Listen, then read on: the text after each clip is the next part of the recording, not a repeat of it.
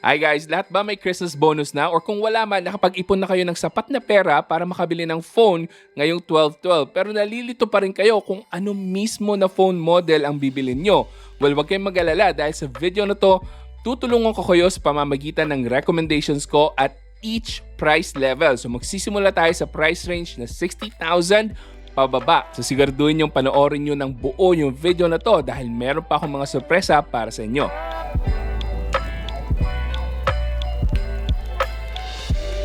Okay, so bago ko simulan yung mga recommendations ko, gusto ko lang linawin sa inyo na lahat po ng mga i-recommend ko dito ay yung mga personal lang mismo na na-review ko. So, kung hindi ko man na-review yung phone na yan at gustong-gusto mo rin talaga at tingin mo deserving na nandito sa recommendations natin, well, I'm sorry, hindi ko po na-review lahat ng phones this year. Karamihan ng mga phone models na hindi ko natingnan ay from Samsung. So, hindi nyo po makikita dito yung S22 Ultra and then yung mga Oppo phones, hindi nyo rin po makikita yan dito sa video na to. So, kung meron kayong mga gustong phone models from those brands that I mentioned, well, you better check out yung mga full review nila from other tech YouTubers. And lastly guys, lahat po ng mga babanggitin ko na phones, kahit na yung mga honorable mentions, ilalagay ko po yung link dyan sa description box para legit and 100% sure kayo na tama yung bibilhin yung produkto and hindi kayo may scam. Alright, so hopefully malinaw na sa inyo yan.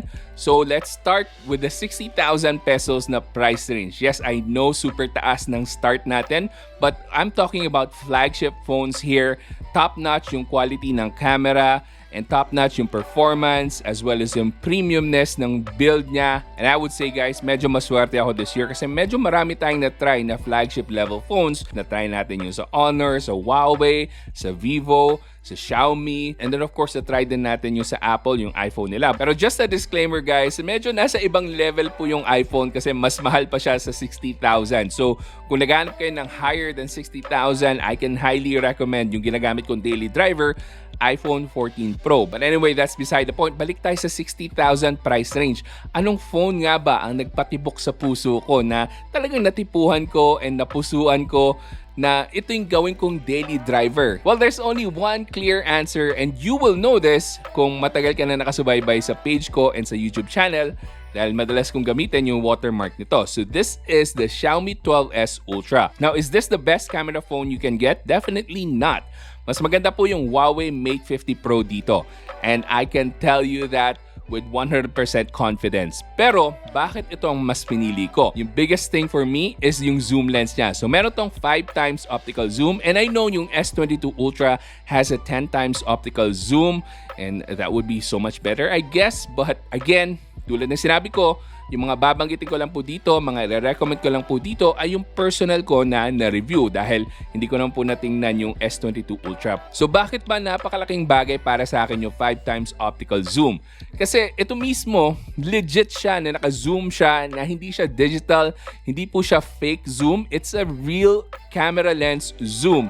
So that means malinis po yung image and kung yung video naman na tinitake natin, legit na maganda po kasing clear or halos kasing clear ng main lens natin. Pero bukod pa doon guys, hindi lang po camera yung napakaganda dito sa Xiaomi 12S Ultra. Kaya nga Ultra dahil Ultra yung performance, meron siyang Snapdragon 8 Plus Gen 1 and hindi nagto-throttle yung nilagay nila dito. So whether if you're just playing games or browsing the internet, wala po kayong mahahanap na problema dito. And kahit na naka MIUI 13 siya na sinasabi na karamihan buggy, wala po akong masamang experience with the Xiaomi 12S Ultra. Kasi usually naman sa MIUI 13, pag nasa flagship level kayo, bihira nyo makita yung mga major bugs. Pero isang issue pa rin sa MIUI 13 is that you can't use yung gesture navigation pag gumamit kayo ng Nova Launcher or any third-party na launcher. Pero bukod pa sa power ng phone ito, napakaganda rin ng build niya. Meron po tayong fake leather back finish dito. So very nice to use even without a case. Sobrang ganda niya talagang gamitin and very premium yung feel ng device na to. And also, this has an IP68 waterproof rating. So na-try ko na po siyang i-video sa pool and nagamit ko pa rin siya right after taking a video in the pool area. So wala po tayong problema doon. Waterproof na po siya kasi madalas tong hinahanap sa Xiaomi na hindi ino-offer sa mga phones nila. Pero there is a downside to the Xiaomi 12S Ultra and that is it's not really globally available. So this is a China exclusive phone pero mabibili nyo pa rin sa link sa description box. Now the only catch, that means wala po siyang official warranty. Now, initially, meron akong problema sa Netflix nito dahil hindi siya naka-widevine level 1. But after a few software updates, naka-widevine level 1 na siya. Full HD na po yung Netflix na pwede kong mapanood dito. So, wala na po akong problema. This feels like a global phone minus the fact na I can't really use my Google Assistant ng maayos dito. But that's it. That's the only downside that I've seen so far using the 12S Ultra for a few months already. Now, of course, we have honorable mentions as well. Meron tayong Vivo X80 Pro at this price range na sobrang ganda rin ng cameras na I think, however, medyo aggressive lang sila sa night mode nila. So, medyo over-brightening the night shots. And then, of course, nandiyan na rin yung Huawei Mate 50 Pro na I think is the #1 camera phone right now. But you have to take note na pag sa Huawei, wala pa pong native na Google services, but you can install the Lighthouse na application and you can actually use the Google apps like their native apps. Basta, pag na-install nyo na yung Lighthouse, you can simply download the Google Apps APKs and once you use them, it will feel like naka-Google ka na phone mismo. Pero hindi ito ang nirecommend ko at 60,000 pesos dahil yung Snapdragon 8 Plus Gen 1 niya, medyo masama yung throttling. So, hindi po consistent yung performance. And then, wala pa po tayong 5G but you can rest assured na naka-widevine level 1 na po ito. So with that said, medyo kumukonti na lang yung problema natin with the Huawei phone, lalo na sa flagship device nila. So hopefully magkaroon tayo ng Huawei phone na merong 5G maybe next year. So here's to that. Now, isa pang option at the 60,000 below na price range na flagship is the Honor Magic 4 Pro. For me, medyo lacking pa siya for a flagship device. Lalong-lalo na yung sa camera software niya, medyo hindi siya yung best camera software experience that I've had.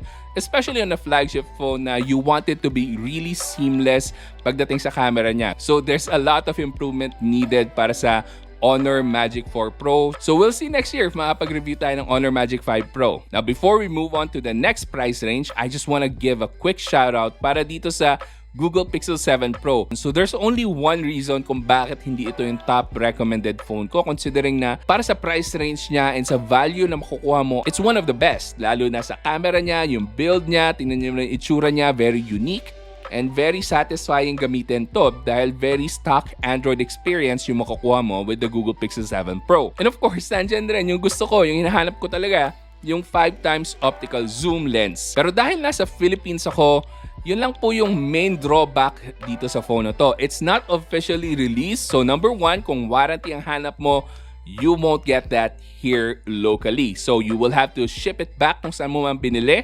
And number two, walang 5G. So hindi mo papakinabangan yung 5G. So para ka na rin naka-Huawei device kasi hindi activated yung 5G dito sa Philippines. And number three, hindi mo rin magagamit yung Wi-Fi calling. So if those things are important to you, well, sayang naman, hindi mo mapapakinabangan ng husto itong Google Pixel 7 Pro. But everything else works really well with the Google Pixel 7 Pro. If there's an improvement that they can do para sa Google Pixel 7 Pro aside from the other things that I mentioned, siguro yung battery life as well as yung charging niya. So hindi pa rin ganun kaganda yung battery life and super bagal pa rin niya mag-charge. So yeah, those are the things that I would want to see change para sa Google Pixel 8 Pro nila. But anyway, kung gusto nyo pa rin kumuha ng Google Pixel 7 Pro, I would highly recommend na you get it from the link in the description box and mag-sign up kayo sa Kango Express dahil makakakuha kayo ng napakagandang rate sa shipping. So doon nyo po ipa-ship and then sila na pong bahala mag-ship sa address nyo dito sa Philippines.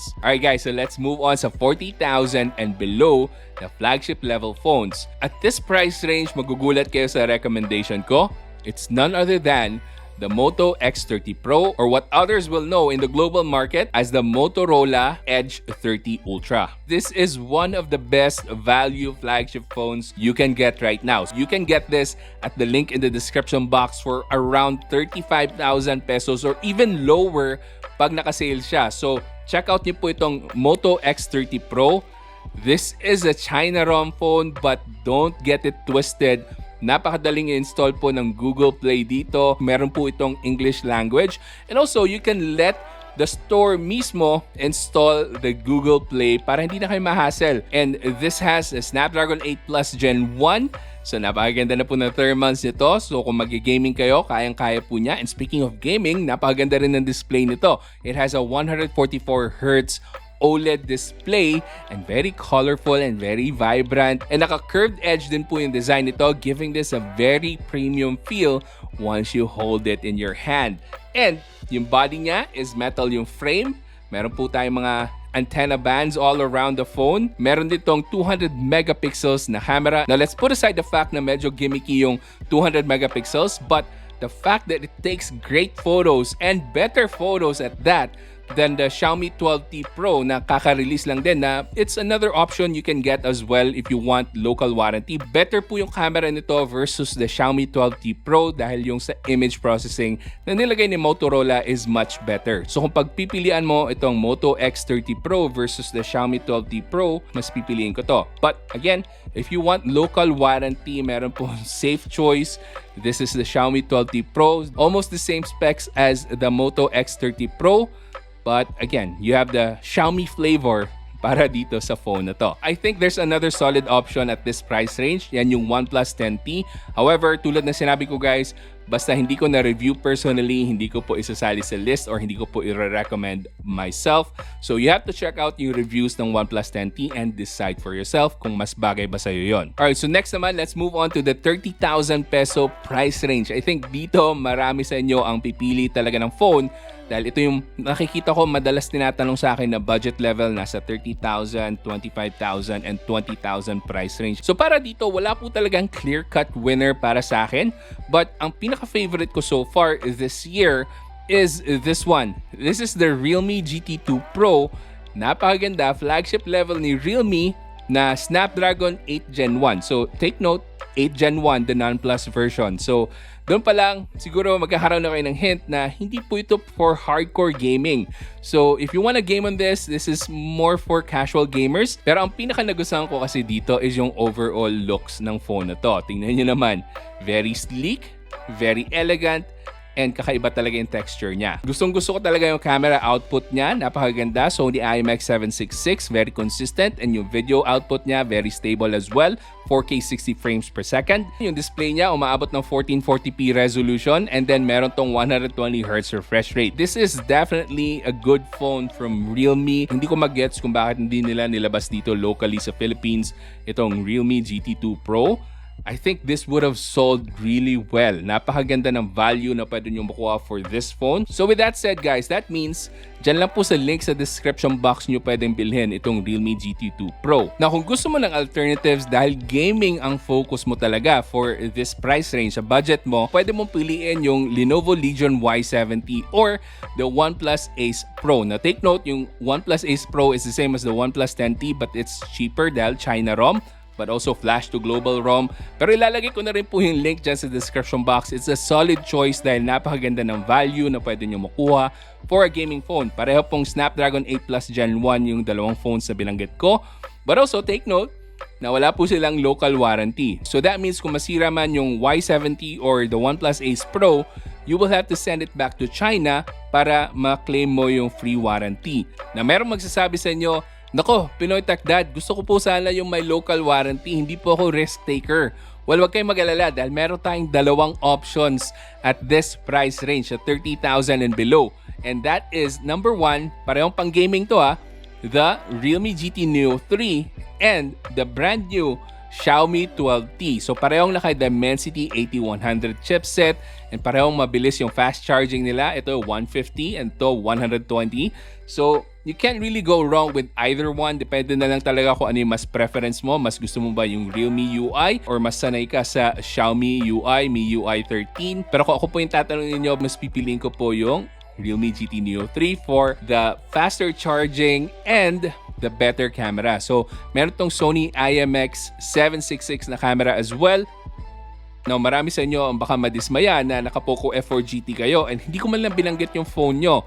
But don't worry guys, dahil maganda pa rin yung phone nyo. It's just that yung mga nire-recommend kong phones ngayon ay wala gaanong throttling issues. But again, you can still get the Poco F4 GT. Maganda pa rin yung 4K 60 FPS niya. Decent yung camera niya. And yung performance niya, it's really good. It's really powerful. Maganda rin yung shoulder triggers niya. It's just that you have to make sure na bibili ka ng fan cooler para lang mapababa yung temperature niya if you're gonna use it for a long time sa paglalaro, hardcore gaming. Okay guys, so next naman is yung 20,000 pesos na price range. Ano nga ba yung top phone natin at this mid-range price range? I would say it's still the OnePlus Ace. So kung meron na kayong OnePlus Ace 5G, I know happy kayo sa device nyo. And kung hindi man, well, let me know your thoughts in the comment section kung bakit hindi kayo happy sa OnePlus Ace. Pero confident ako na sobrang dami nyo na naka OnePlus Ace at masaya kayo sa unit nyo. Maganda po yung camera niyan, maganda po yung gaming performance, and overall maganda talaga yung device nyo, and smooth na smooth yung Oxygen OS, di ba? Kung makuha nyo to at 20,000 pesos or even less during the 12/12 sale, automatic, kunin nyo na yan dyan sa link sa description box. Na madalas ring itanong sa akin, anong ba yung best camera phone at the 20,000 price range, or ano yung best mid-range camera phone, and I would say easily, this is the Realme 9 Pro Plus, and even para sa next year, the Realme 10 Pro Plus doesn't look to be better than the 9 Pro Plus, so I would highly recommend na kung camera ang habol mo, magandang photos talaga, whether daytime or nighttime, Realme 9 Pro Plus po yung kunin nyo. Other honorable mentions at this price range is the Poco F4 and even the Vivo T1 5G. Kung may mahanap man kayo, it's very rare. And then also, the Infinix Zero Ultra 5G, which I haven't tested yet dahil wala po akong nakuhang review unit and hindi pa ako nakakabili. But if you want me to review that, let me know in the comment section as well. Next, let's move on to the 15,000 peso price range. This one is very popular. Marami talaga, ito yung target nila na budget for their phones. This one was an easy choice for me. Probably the easiest choice I can make dito sa buong video. So that's this one, the Poco X4 GT. This will give you the best value for your money at this price range. Meron na tayong Dimensity 8100 chipset compared to the others na bibigyan lang kayo ng Snapdragon 778G or maybe even a G99 or a G95 or a G96. Sobrang lugi kayo doon if ikukumpara nyo sa value na makukuha nyo dito sa performance. Yun nga lang, this is more of a gaming phone, and kung naghahanap kayo ng magandang camera phone at this price range, mahihirapan po talaga kayo. Maybe you can look at the OnePlus Nord CE 2 na personally nakita ko naman. Maganda naman yung camera output niya, decent naman. And also maybe an old phone, the Xiaomi 11 Lite 5G NE. Marami magsasabi na sapat na siguro yung 15,000 for a good camera phone. It's really not. At the 15,000 peso price range and below, medyo limited yung choices natin para sa magandang camera. Yung legit na maganda ha, nangingibabaw pa rin yung Redmi Note 10 Pro at that price range dahil maganda yung value ng camera na binigay niya, 108 megapixels, and maganda yung image processing. But I've heard so much issues from the Redmi Note 10 Pro that I hesitate to recommend it sa inyo guys kasi baka sumakit lang yung ulo nyo, magkaroon pa kayo ng consumption dahil lang sa recommendation ko. So instead, the better option para sa inyo kung camera ang habol nyo sa price range na to and good performance na rin is that you wait for next year para sa Redmi Note 12 Pro series. So those phones will be equipped with the Sony IMX766, and kung hindi kayo makatiis, ililink ko rin po dyan sa description box yung China version or China ROM ng Redmi Note 12 Pro and Pro Plus para lang ma-check out nyo and matingnan nyo kung okay ba para sa inyo sa budget nyo. Around February to March pa yung release ng global version dito sa Philippines. Okay, so move on na tayo sa 10,000 peso price range. This one is a little bit easier than for me dahil meron akong dalawang recommendations para sa inyo. I'm sure marami sa inyo mag-isip, nako, baka Infinix Hot 20S na yan or Infinix Note 12 na G96. Pero mali kayo dyan dahil ang i-recommend ko po sa inyo is number one for hardcore gaming is the Infinix Note 10 Pro. So this one has a G95 chipset. Better performer ito kesa G99 and G96. So kung tinitingnan nyo yung choices nyo for the better gaming option phone at 10,000 pesos or below, again, is the Infinix Note 10 Pro 2022 version. So meron po akong review niyan, tingnan niyo na lang po dito sa channel. Pangalawa sa i-recommend ko at this price range, 10,000 pesos and below, is the Tecno Pova 4 Pro. So this one is marketed as a gaming phone, pero para sa akin, this is a better overall phone. So what you get is number 1, 6,000 milliamp hours of battery capacity and 45 watts of fast charging. Napakalaking bagay niyan guys kasi hindi ko pa nakikita yung ganyang klaseng specs at this price range. And yung G99 chipset niya, matipid rin sa battery and it's also capable of gaming as well. And let's not forget, naka-AMOLED na yung display niya, 90Hz. And while water drop notch pa rin yung gamit niya, I can accept that. Wala po akong reklamo doon dahil sa presyong to, it's really great value. Lalong-lalo na kung mabibili mo to at the promo price na under 10,000 pesos. Okay, so panghuli guys, 5,000 peso price range. Ano ba yung best recommendation ko para dito sa price range na to? The best recommendation I can give you is wala. Mag-ipon lang po muna kayo. Paabutin nyo siguro ng 7,000 pesos to 8,000 pesos yung budget nyo. And siguro humanap kayo ng second-hand phone na maganda yung chipset. At least G85 or G88 man lang or G95. Wag na wag po kayong kukuha ng phone na lower than Snapdragon 680 dahil ang ibibigay sa inyo ng brands ay sakit sa ulo, konsumisyon, and maiinis lang kayo sa pagiging laggy ng phone nyo. I'm sure meron magko-complain and sasabihin na, bakit ba? Makakatipid ako sa 5,000 pesos. Yes, totoo yan. Makakatipid ka. Pero, hindi mo naiisip na yung oras mo na nasayang sa lag, yung oras mo na nasayang sa inis, yung oras mo na nasayang sa pag-take ng pictures na napaka-kulelat, hindi yun malalagyan ng presyo, guys. It's better na you save up a little more, extend nyo yung budget nyo to 7,000 at least, at the bare minimum. And wag na po yung mga 5,000 phones. I'm sure maraming brands magagalit sa akin dahil hindi ko po nire-recommend yung budget level phones. Kasi sayang naman yung pera nyo guys. Nakatipid nga kayo. Siguro 1,000 to 2,000 pesos yung natipid nyo. Pero sinasabi ko sa inyo, hindi po sulit yung natipid nyo dahil yung experience, wala pong presyo yan. It's priceless. So again, I would highly recommend na pag-ipunan nyo, paabutin nyo ng at least 7,000 pesos yung target nyo na budget para sa phone nyo. Now, bago natin tapusin yung video na to, fast talk lang po tayo. Meron pa po tayong ibang categories para sa best camera phone na wala na po kayong iisipin. Number 1 po dyan, Huawei Mate 50 Pro. Na-test ko na po yung iPhone, na-test ko na po yung Google Pixel 7 Pro, and wala pong panama yung dalawang phones na yon. Panalong-panalo po yung Huawei Mate 50 Pro. If you wanna know more about the Huawei Mate 50 Pro, abangan nyo po yung full review natin. Magkakaroon po tayo dito sa channel. Next naman is the ultimate gaming phone. It's the ROG 6 Pro or the 6 Pro D. Depende na lang po kung alin yung makuha nyo. But if budget is not an issue and gaming is life, then yun po yung dalawang choices nyo, top choices nyo for gaming phones this year. However, if budget is an issue, ayaw mong lumampas ng 50,000 or ayaw mong lumampas ng 40,000, then you can choose the Black Shark 5 Pro na merong Snapdragon 8 Gen 1. Yes, hindi pa po 8 Plus Gen 1, but surprisingly, wala po siyang throttling issue dun sa CPU throttling test na ginawa natin.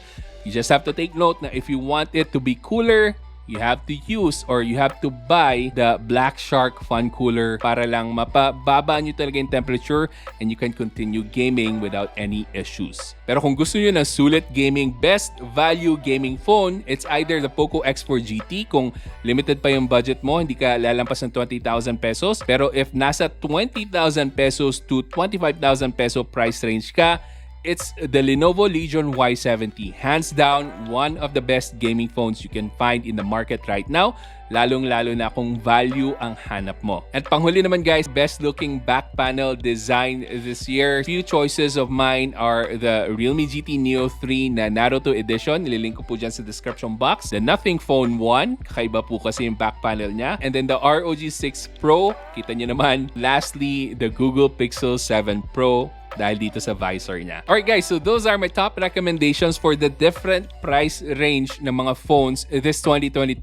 Ano sa tingin nyo? Meron ba kayong natitipuhan sa mga nirecommend ko? Or kung meron na akong hindi nasama or hindi ako na-review this year, ano yung napili mo? Pero guys, dahil tinapos nyo yung video na to, eto na po yung sorpresa ko para sa inyo. At pasasalamat ko na rin po para sa pagsuporta nyo dito sa channel natin. So mamimigay po ako ng phones para sa ilang winners. Yes, I said ilang winners. So hindi lang po isa yung mananalo dito, marami po. Ipapamigay ko yung ilan sa mga extra phone units na nandito lang po sa studio ko, hindi nagagamit and hindi napapakinabangan. So isa dyan yung Infinix Hot 20S and the Infinix Hot 10S. Take note guys, yung Infinix Hot 10S, wala po siyang box. So maybe I'll just include a charger and a cable para lang magamit nyo talaga yung phone. And then titingnan ko pa po yung mga ibang phones na pwede ko ipamigay. Now, how will you be able to join? It's quite easy guys. You just have to share this video dun sa Facebook mo and make it public. And then itag nyo po ako, Pinoy Tech Dad, yung Facebook page ko, para lang makita ko na sumunod kayo sa requirements. And then lastly guys, simple lang, mag-comment lang po kayo ng anything about sa video. Related po dapat sa video, hindi nyo po babanggitin yung part na to. Huwag nyong babanggitin na meron tayo ipapamigay dahil gusto ko po manalo yung talagang nanonood ng videos ko hanggang dulo. So yun po yung secret nating lahat. Okay? And by the way, para malaman nyo kung nanalo kayo, panoorin nyo po yung live stream natin sa December 16, Friday. So, I will live stream at around 7 p.m. So, sama-sama po tayo, magla-live draw po tayo, random comment picker. See you sa live stream dito sa YouTube. And kung gusto mo pang manood ng videos ko, nandito po yung recommendation natin for best mid-range phones this year. And then, ito naman yung 5 Xiaomi products na siguradong magagamit nyo. So hanggang susunod, ako nga pala ulit si Janus ng Pinoy Tech Dad. Kita-kita ulit tayo.